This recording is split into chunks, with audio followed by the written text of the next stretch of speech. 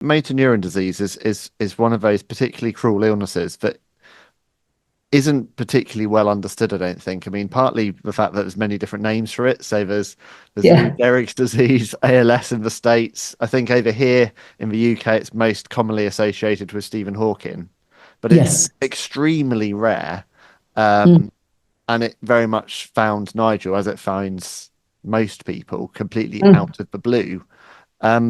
What can you tell me about Nigel's early symptoms and when you first received that diagnosis that you had this incurable disease? Yeah.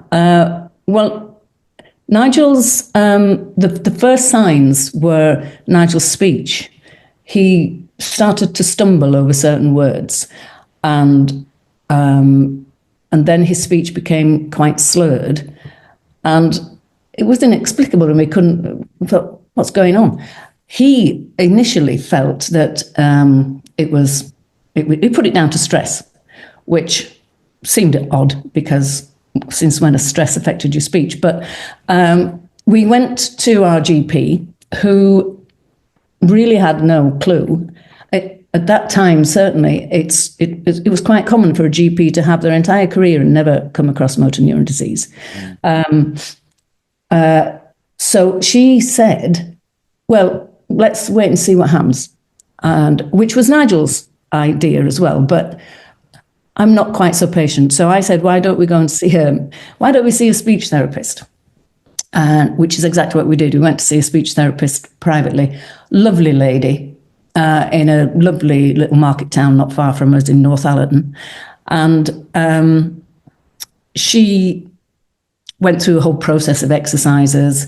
And we were there about an hour. And she said, "I know what it is, but I don't know why you've got it."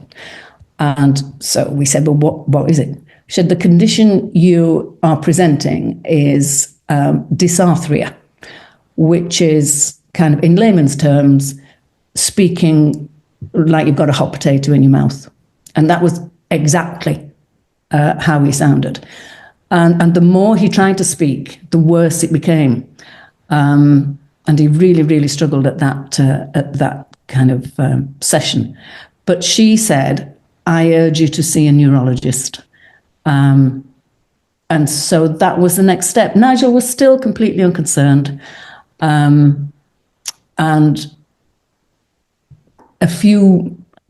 again, we paid privately. And a few weeks later, we got an appointment with a neurologist who basically said, "Prepare yourself for a barrage of tests." Now, in the meantime, I'd had a sneaky peek at the web, because you do, don't you?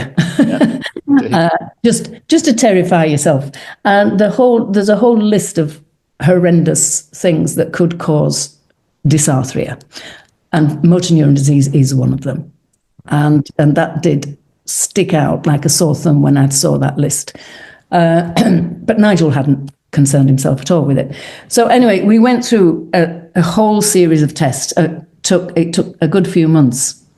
And of course, since we've learned it can take such a long time for motor neuron disease to be diagnosed, because people present in different ways. And as the neurologist said, he said it's like a cruise liner on the horizon.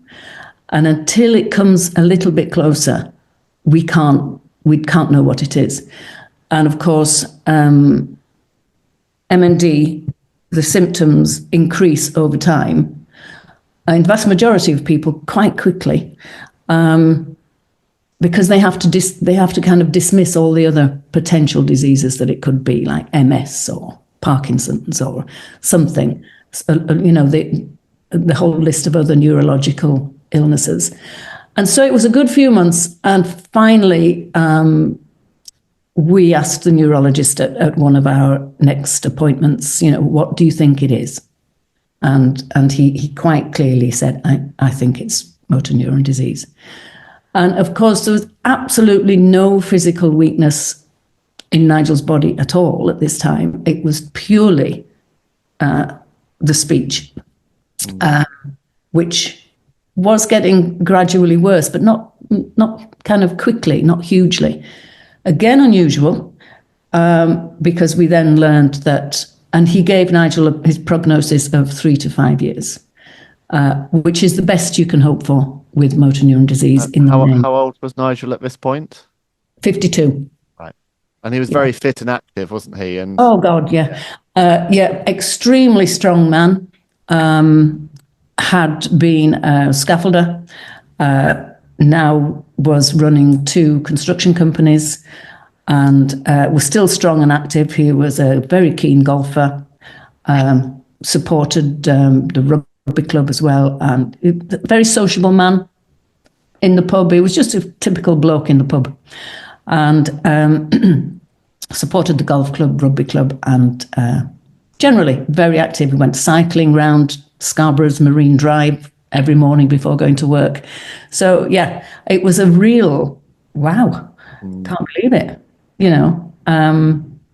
But he was realistic, pragmatic, and while sitting in the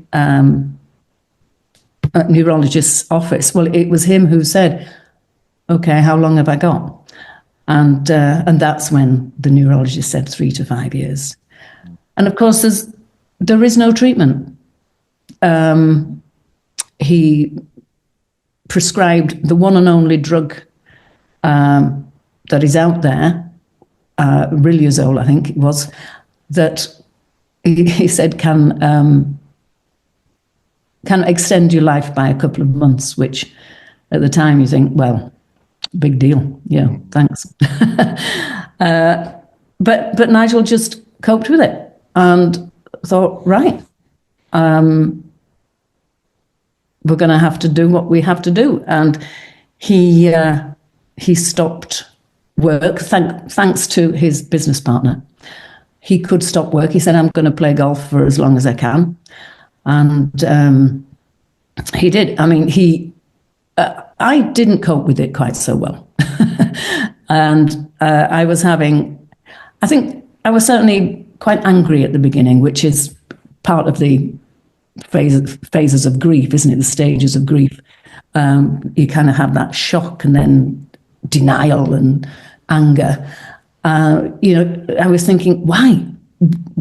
What's the point? All we've done is work hard, and Nigel's worked so hard, and then suddenly your whole world comes crashing down around you, and it's going to be over. And you think, why on earth? So when I was having one of these moments, Nigel, in the way he was, he just said, look, Julie, you know what I'm going to say, don't you? He said, look, everybody gets a kick in the bollocks. This is mine.